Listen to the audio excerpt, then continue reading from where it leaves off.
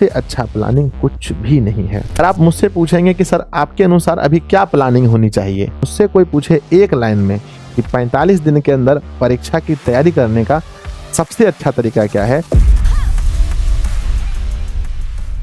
हाँ तो नमस्ते प्यारे बच्चों, बहुत दिन इंतजार करने के बाद आप सभी को एक प्यारा सा वीडियो मिलने जा रहा है।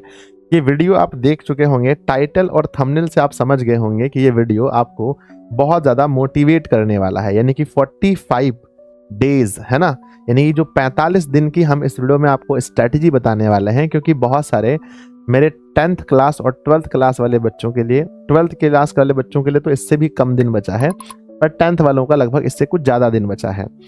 तो किस प्रकार से जीरो से हीरो हमारी स्ट्रेटजी हो सकती है लास्ट 45 डेज में, हम बात करेंगे सिलेबस पर, हम बात करेंगे क्या प्लानिंग होनी चाहिए, बात करेंगे कि क्या हमारा टारगेट हो और कैसा हमारा रिजल्ट हो। 4 पॉइंट पर बात करेंगे। आप इस वीडियो को पूरा अंत तक देखिए। हम विश्वास दिलाते हैं आपको कि ये वीडियो आपके अंदर बहुत अच्छा आपको मोटिवेट कर देगा, आपके अंदर पढ़ने का जुनून भर देगा और प्यारे बच्चों आपका जो भी लक्ष्य है उसके लिए आपको और अच्छे से प्रतिबद्ध कर देगा। आइए देखते हैं। सबसे पहले हम बात करते हैं, कुछ इस प्रकार से अभी आप लोग का समय बीत रहा है, जैसे मैं देख पा रहा हूं ऐसे ही आप लोग घर पे बैठ के पढ़ रहे हैं। और जैसा आप घर देख रहे हैं, लगभग बिहार में हम लोग का घर ऐसा ही होता है और हम लोग इतने मेहनती होते हैं। पढ़ते पढ़ते कभी कभी आपको बहुत ज़्यादा दुख तकलीफ होता होगा, लगता होगा कि अब मुझसे नहीं हो रहा है, क्योंकि बहुत लोग पढ़ रहे हैं। और पढ़ते पढ़ते आप बहुत मायूस हो जाते होंगे, कभी कभी आप रोने भी लगते होंगे। मैं समझ पा रहा हूँ आपकी फीलिंग्स को। लेकिन प्यारे बच्चों कहते हैं है ना कि हारा वही जो लड़ा नहीं, है ना। तो जो लोग नहीं लड़ते हैं वही लोग हारते हैं। तो प्यारे बच्चों आपको लड़ना है, और टॉपर ही बनना सब कुछ नहीं होता है।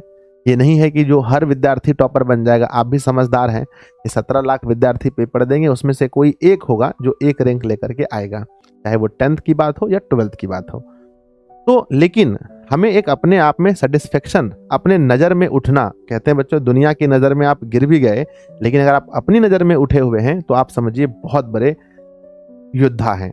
और अगर आप अपनी नज़र में गिर गए, दुनिया की नज़र में बहुत उठ गए, फिर किसी काम का नहीं। तो अपने नज़र में उठने के लिए हमें काम करना चाहिए और हमें मेहनत करना है। तो आइए बच्चों हम लोग स्टार्ट करते हैं। सबसे पहले जब भी एग्जाम का टाइम होता है तो बिहार के लगभग सभी बच्चे का ये उम्मीद होता है कि सर हमें दिशा ऑनलाइन क्लासेस के द्वारा हमें गाइड किया जाए, दिशा ऑनलाइन क्लासेस के द्वारा हमें कुछ एग्जाम के टाइम में टिप्स दिया जाए, हमें समय समय पर मोटिवेट किया जाए।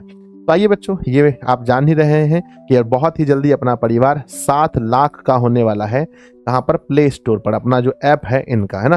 तो इसके लिए भी बहुत बहुत धन्यवाद आप सभी का। आगे बढ़ते हैं। नेक्स्ट है श्री गणेशाय नमः। चलिए स्टार्ट करते हैं। सबसे पहला पॉइंट देखिए, हमने इसको पूरे 5 पॉइंट में इस वीडियो को मैंने बांटा है और ये 5 पॉइंट आपको देखना चाहिए और अपने दोस्तों में शेयर भी करना चाहिए। पहला है हमारा सिलेबस, है ना। बातें घूम फिर के बार बार यहीं आ जाती है कि हमारे सिलेबस के बारे में, और हम लोग इसको लेकर के चिंतित रहते हैं। हमें कभी लगता है, अगर हम 12th के विद्यार्थी हैं तो लगता है हमारा मैथ का सिलेबस ठीक है तो फिजिक्स खराब है, कभी लगता है फिजिक्स ठीक है तो मैथ खराब है, कभी लगता है अगर ये दोनों ठीक है तो इंग्लिश खराब है। ऐसा हमें कई बार फील होता है। तो प्यारे बच्चों मुझे लगता है कि अब जो 45 डे की स्ट्रेटजी है, आपको इस पर ज़्यादा ध्यान नहीं देना चाहिए।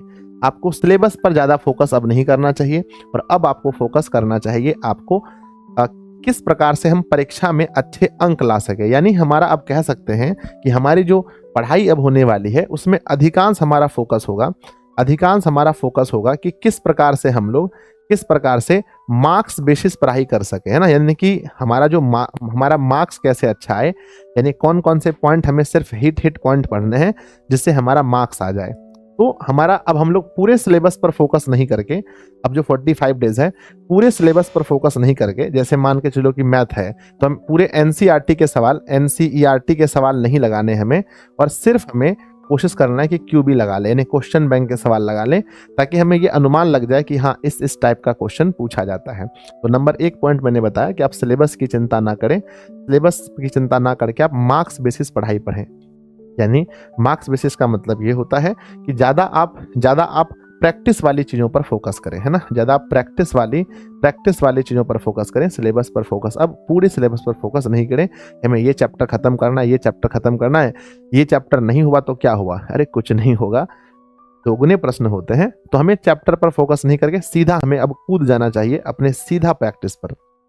नंबर दूसरा, अगर आप मुझसे पूछेंगे कि सर आपके अनुसार अभी क्या प्लानिंग होनी चाहिए, आप मुझसे पूछेंगे तो मैं अपना 10 वर्ष का अनुभव आपको मैं यही बताऊंगा कि अब प्लानिंग का मतलब है, अब हमारा प्लानिंग ये होना चाहिए कि हम किस प्रकार से अधिक बच्चों मॉडल पेपर लगा पाए, है ना, क्या लगा पाए, अधिक से अधिक मॉडल पेपर लगा पाए। क्योंकि मॉडल पेपर जब आप लगाते हैं तो इसमें सभी चैप्टर के क्वेश्चन मिक्स होते हैं और हमें बनाना होता है आधा क्वेश्चन। तो जो चैप्टर आपका वीक है या जो चैप्टर आप नहीं पढ़ पाए हैं उस चैप्टर का क्वेश्चन नहीं लगाना है, सीधा सा फंडा है। और आप जब टेस्ट देंगे, अब आपको टेस्ट शुरू कर देना चाहिए, खास करके 12th के बच्चों को डेली जो है ना, डेली एक सेट जो है आपको लगाना चाहिए। डेली आप एक सेट लगाएंगे, आप कोई भी मार्केट में जाइएगा और कहिएगा हमको एक मॉडल पेपर चाहिए, चाहे आप साइंस के हैं, आर्ट्स के हैं या 10th वाले विद्यार्थी हैं, कि मुझे एक क्या चाहिए, एक मॉडल सेट चाहिए। और उस मॉडल सेट को आप खरीद के लेकर आएंगे और उसका एक सेट एक विषय का, आज मान के चलो मैथ लगा लिया, कल साइंस लगा लिया, फिर एसएसटी लगा लिया, है ना, या फिर मैथ, फिजिक्स, केमिस्ट्री, इस तरह से आप लोग हिस्ट्री, ज्योग्राफी, पॉलिटी जो भी है आपका, उसको आप लगाएंगे। और लगाने के बाद अच्छी बात ये होती है कि जो भी मॉडल पेपर मार्केट में मिलता है उसमें आंसर भी लास्ट में दिया होता है। तो जब आप क्वेश्चन लगाएं, जब ऑब्जेक्टिव लगाएं, तो उसके आंसर शीट से अपना मैच कर लें कि आपका कितना आंसर शीट हुआ। याद रखिएगा कि जब भी आप क्वेश्चन बनाइएगा तो जितना सवाल आपको बनाना है, जैसे 100 में से 50 बनाना है, तो 50 ही आपको अटेम्प्ट करने हैं। और अटेम्प्ट करते समय आपको घबराना नहीं है, बहुत जल्दी में अटेम्प्ट नहीं करना है, आपको पहले एक बार पूरा क्वेश्चन देखना है और जिस प्रश्न में आप 100% श्योर हैं, आप उसी प्रश्न को अटेम्प्ट कीजिएगा। तो पहला तरीका मैंने बताया कि अब हमारा प्लानिंग ये है कि आपको मॉडल पेपर जो है कि आपको लगाना है। अब इस मॉडल पेपर के अंदर में ही आ जाता है क्यूबी, यानी क्वेश्चन बैंक, यानी प्रीवियस ईयर क्वेश्चन, PYQ भी कहते हैं इसको, QB भी कहते हैं, है ना, यानी कि प्रीवियस ईयर क्वेश्चन जो बिहार बोर्ड ने पूछा है। मेरे बच्चे आप देखेंगे, अगर आप 10th में भी हैं तो 2011 से लेकर के 2024 तक में इतना साल का क्वेश्चन पेपर आपके पास हो जाता है। और आप 12th के विद्यार्थी हैं, 2009 से लेकर 2024 तक में 15 साल का आपके पास क्वेश्चन बैंक हो जाता है। तो ये क्वेश्चन बैंक भी तो एक मॉडल पेपर ही है ना। तो 15 साल के क्वेश्चन को जब आप 15 साल के क्वेश्चन को लगाएंगे तो भरोसा कीजिए हमारी बातों पर कि मोर देन 70% क्वेश्चन जो है ना, कुछ सब्जेक्ट मैथ वगैरह को छोड़ करके 70% क्वेश्चन जो है कि यही आपका रिपीट होने वाला है। सबसे पहली बात याद रखना, मैं सच कह रहा हूं और इस बात पर आप यकीन कीजिए, आप मिला भी लीजिएगा, 70% क्वेश्चन जो है क्वेश्चन बैंक से ही रिपीट होता है। तो अब आपका, जैसा कि मैंने पहले पॉइंट में कहा कि अब आप सिलेबस पर ज़्यादा फोकस नहीं करके आप मॉडल पेपर प्रैक्टिस, और मॉडल पेपर के अंदर ही मैंने क्वेश्चन बैंक को भी मॉडल पेपर ही मान लिया, इस पर सीधा क्वेश्चन पढ़ाइए। जैसे निकालिए 2009 में क्या क्या पूछा गया है, क्वेश्चन बनाने का प्रयास कीजिए, जो नहीं जानते हैं उसका आंसर तुरंत देख लीजिए और अच्छा खासा डिस्कस कीजिए। जो प्रश्न नहीं आता है उसका आंसर जरूर एक बार देख लिया कीजिए, है ना। और ये तो हमने ऑब्जेक्टिव का बताया, और साथ में ही आपको सब्जेक्टिव भी लिखना है, साथ में आपको सब्जेक्टिव भी लिखते चलना है, सब्जेक्टिव भी लिखते चलना है ना। यानी कि जो जितना दिया गया है, जैसे कि मुझे बताया गया कि 8 में से 4 बनाए, तो 8 में से 4 तो हमें 4 प्रश्न का ही लिखना है, पर सब्जेक्टिव आप बनाते चलें। अगर ओवरऑल मुझे पूछिएगा तो हम सीधा एक बात में कहेंगे कि रोज एगो परीक्षा दीजिए, है ना, रोज एक एग्जाम दीजिए, रोज एक एग्जाम दीजिए। इससे बढ़िया, हम सही कह रहे हैं, इससे बढ़िया तैयारी करने का कोई भी तरीका नहीं है। कोई भी अगर आकर के मुझे कहेगा कि इससे बढ़िया भी कोई तरीका होता है तैयारी का, तो मैं उसको नहीं मान सकता हूं। क्यों? क्योंकि बच्चों, जब मैं 10th में पढ़ता था तो मेरे समय में दुगने प्रश्न नहीं थे। जब मैं 10th 12th में पढ़ता था तो उस समय दुगने प्रश्न नहीं थे, लेकिन आप विश्वास कीजिए, और ना ही गांव में उतनी अच्छी बच्चों कोचिंग संस्थान मिल पाती है। तो हम लोग जहां पढ़ते थे, सर पढ़ाते तो बहुत मस्त थे, लेकिन सर ऑल सब्जेक्ट नहीं पढ़ाते थे। मेरे बच्चों, साइंस और मैथ हो गया बस, SST वगैरह जो है, हिंदी, संस्कृत वगैरह, ये सब पढ़ाई नहीं होती थी गाँव में, ठीक है ना। मैं समझ पा रहा हूँ कि बहुत बच्चे इस समस्या से भी जूझ रहे हैं, उनको भी पता है आपके गाँव में भी ऐसा हो रहा है। पर बच्चों, मैं क्या करता था, मैंने एक रूटीन बनाया था, है ना, मेरा अगर है ना, मैंने एक रूटीन बनाया था कि मेरा एक टाइमिंग फिक्स था। पहले तो ऑनलाइन क्लासेस वगैरह नहीं होती थी, तो शाम को हमारा जो था 5:30 बजे हम पढ़ने बैठते थे, और 5:30 से लेकर के 5:30 से लेकर के हमारा जो 8:30 बजे होता था, इस 3 घंटे में हम डेली एक सेट लगाते थे। एक सेट में ऑब्जेक्टिव सब्जेक्टिव जो भी होता था लिखने का प्रयास करते थे। और बच्चों जब आप ऐसा करेंगे, मेरी बात को विश्वास कीजिए, अगर आप एक विषय का अगर फुल टेस्ट 3-3 टेस्ट भी अगर आपने लगा लिया, 3-3 टेस्ट भी अगर आप लगा लिए एक एक विषय का, तो याद रखिएगा इससे ज़्यादा कॉन्फिडेंस आपके मन में और कहीं से नहीं आता है। क्योंकि मुझे क्या लगता है, ध्यान दे, जब हम लोग टेस्ट देते हैं ना, तो हमें लगता है भाई कि हमने तो 50 क्वेश्चन सेट कर लिया, 50 क्वेश्चन तो हमने सही कर दिया, ऐसा लगता है टेस्ट देने पर। जब हम लोग मिलाते हैं तो हमें पता चलता है भाई 50 हमें लगा था 50 में 50 सही है, पर यहाँ तो सही 42 ही हो रहा है, यहाँ तो 40 ही सही हो रहा है, यहाँ तो 35 ही सही हो रहा है। तो इससे क्या होगा कि आपका ओवर कॉन्फिडेंस जो आप हैं, वो ओवर कॉन्फिडेंस खत्म हो जाएगा। तब आप समझेंगे नहीं, परीक्षा देते समय हमको किन किन चीज़ों का विशेष रूप से ध्यान देना है।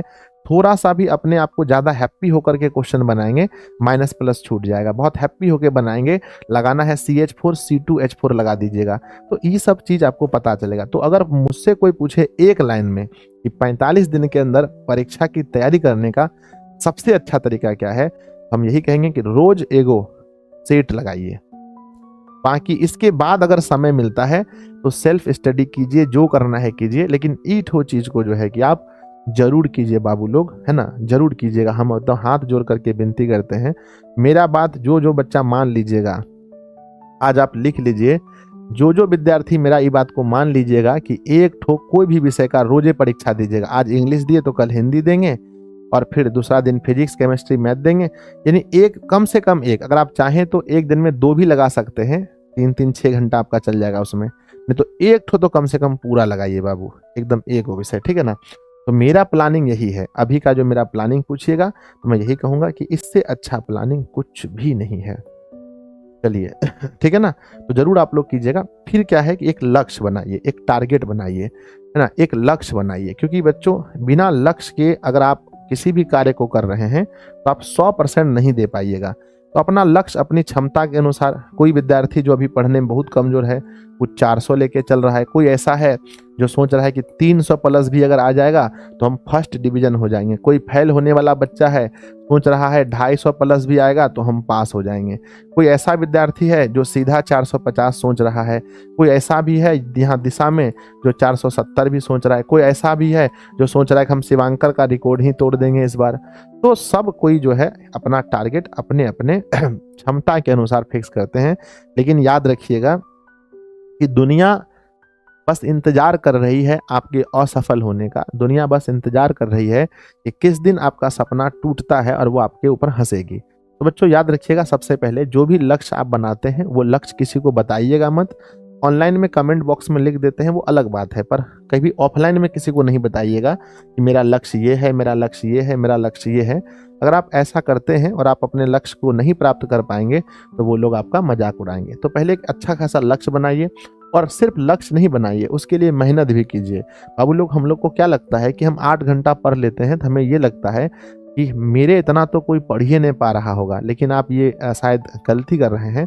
हम तो ऐसे ऐसे सनकी बच्चा सबको देखे हैं जो दिन में मतलब जो 6 घंटा सोने का और 2-3 घंटा फालतू, 8-9 घंटा आप निकाल दो, 15-15 घंटा पढ़ने वाले बच्चे से भी हम मिले हैं, और मेरे समय भी पढ़ते थे।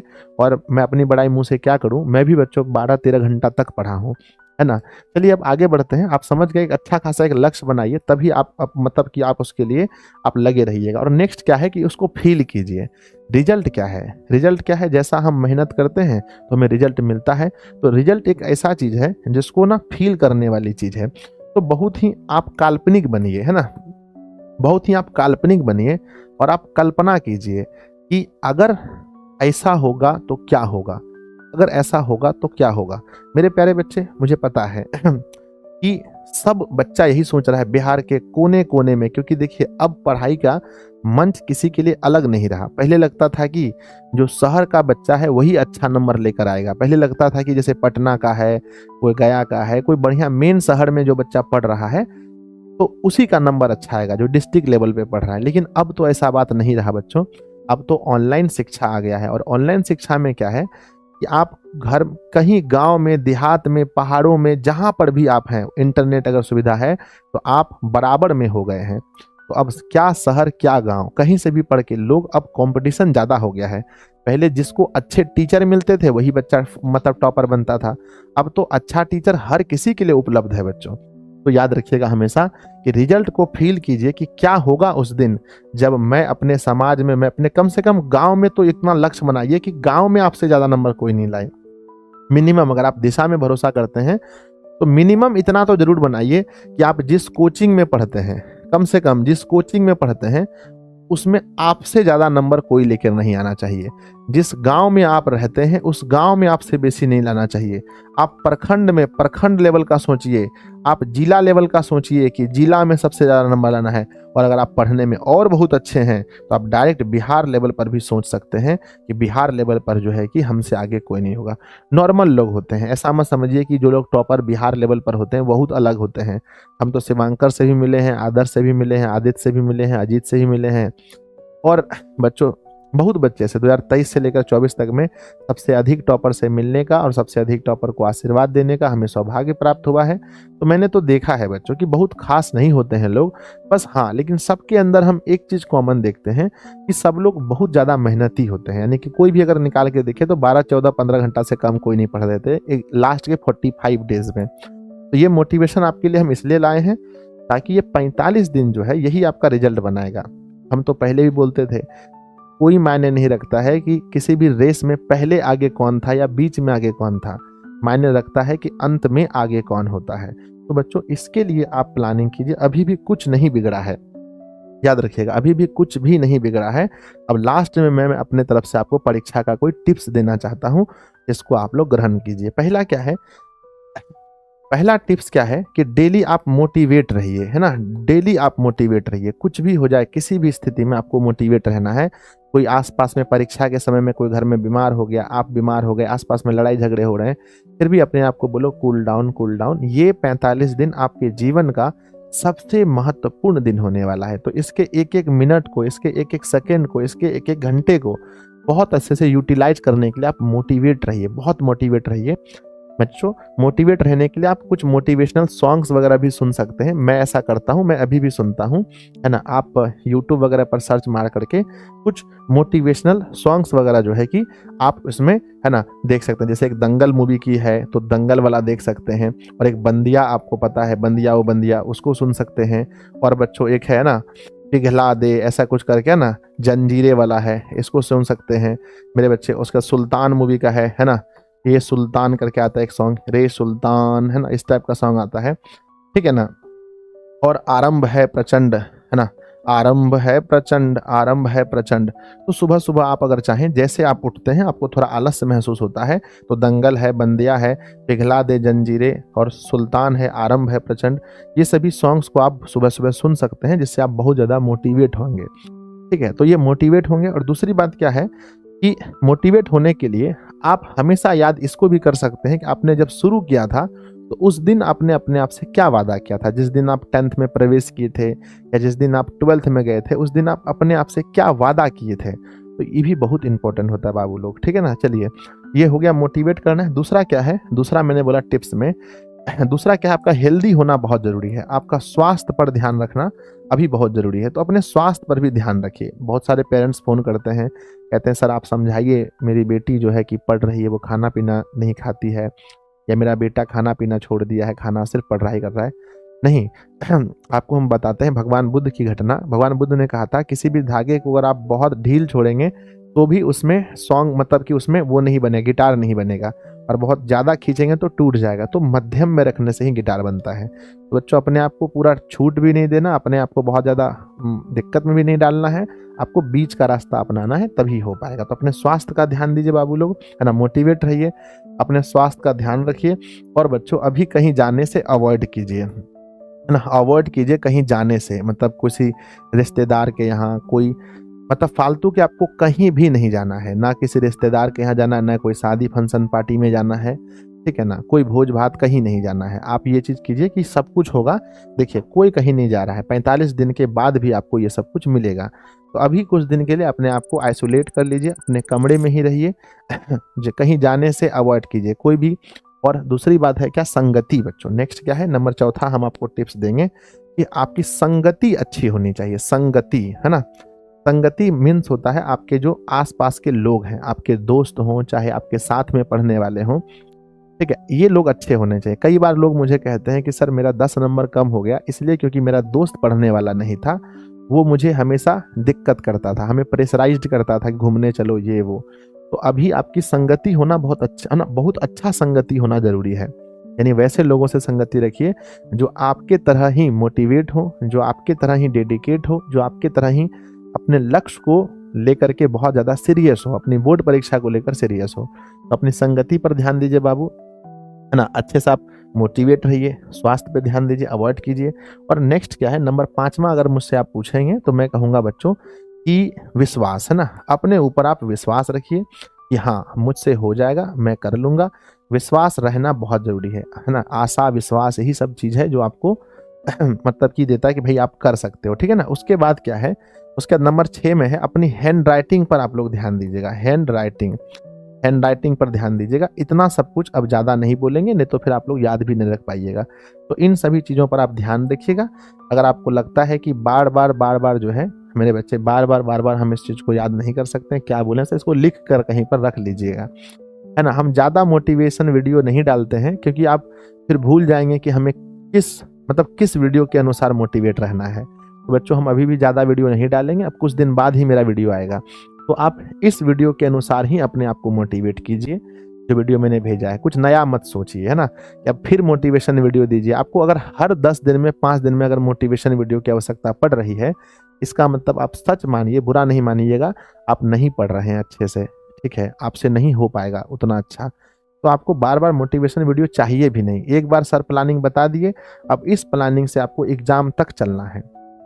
अब मेरा क्या है, बहुत डिमांड कीजिएगा तो हम तो वीडियो ला देंगे, लेकिन आपकी भलाई के लिए कहते हैं कि आप ज़्यादा मोटिवेशनल वीडियो से अच्छा है कि भाई एक जो मोटिवेशनल वीडियो मिला है, मैंने अपना 100% इस वीडियो में दिया है, इसको फॉलो जरूर कीजिए। बाकी क्या है, अगर आप चाहते हैं कि भाई नहीं हमारी तैयारी में दिशा ऑनलाइन क्लासेस का योगदान रहे, देखिए हमारा योगदान तो बच्चों बिहार के बच्चों के लिए कई वर्षों से रहा है। मैं अभी भी आप लोग को योगदान जितना मुझसे बन पाता है देता हूँ, ठीक है। लेकिन याद रखिएगा कि अंततः जो है कि ये सब कुछ डिपेंड आपके ऊपर करेगा। अगर आप साइंस के विद्यार्थी हैं, 12 साइंस के विद्यार्थी या आर्ट्स हैं, तो यहाँ आर्ट्स मान लीजिए, कॉमर्स मान लीजिए, तो आपके लिए क्रैश कोर्स वगैरह जो है कि अपने ऐप पर है, इसको आप जाकर ज्वाइन कर सकते हैं। बहुत कम फीस है और आपको यहाँ पर बहुत कुछ मिल जाता है 299 रुपया में, ठीक है ना। आपको बहुत कुछ जो है कि मिल जाता है, जैसे आपको पूरा 1 शॉट क्रैश कोर्स में कराया गया है, बहुत सारे नोट्स हैं, बहुत सारे टेस्ट हैं, फुल बैच के भी बहुत सारे एक्सेस आप इसमें आपको मिल रहा है।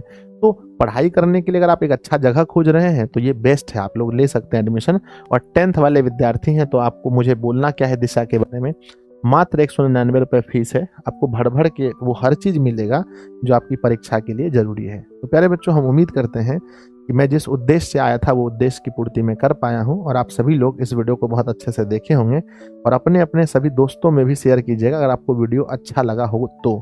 अच्छा लगेगा ही बच्चों, क्योंकि मैंने अपना एक्सपीरियंस आपको बताया है। कमेंट बॉक्स में लिखिएगा कि आप सभी लोग अपने लक्ष्य को लेकर कितना डेडिकेटेड हैं, कितना मेहनत कर रहे हैं। मिलते हैं फिर किसी एक वीडियो में, बाकी तो क्लास में मिलते ही रहते हैं। तब तक के लिए धन्यवाद बच्चों, पढ़ते रहिए, हंसते रहिए, मुस्कुराते रहिए। भगवान जी करे आप जिस लक्ष्य के लिए मेहनत कर रहे हैं वो लक्ष्य की प्राप्ति हो, आपके जीवन में कभी कोई दुख तकलीफ नहीं हो। धन्यवाद।